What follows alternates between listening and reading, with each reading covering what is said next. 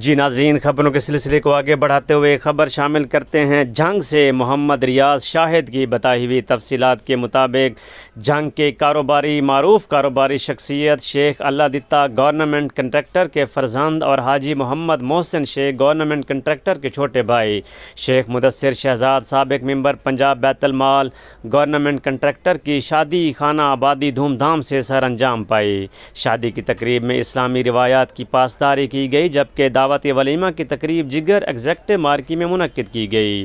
دعوت ولیمہ میں سابق وفاقی وزیر شیخ محمد وقاص اکرم، سابق ایم پی اے مار خالد محمود سرگانہ، پیر سید مصطفیٰ گیلانی، حنان یعقوب شیخ، ڈاکٹر محسن مگھیانہ، سمدانی شاہ، ایڈوکیٹ ریاض حسین عشرت بھٹی اور ممتاز سیاسی اور سماجی شخصیات اور عزیز و اقارب سمیت دوست احباب کی بڑی تعداد نے شرکت کر کے تقریب کو چار چاند لگا دیے۔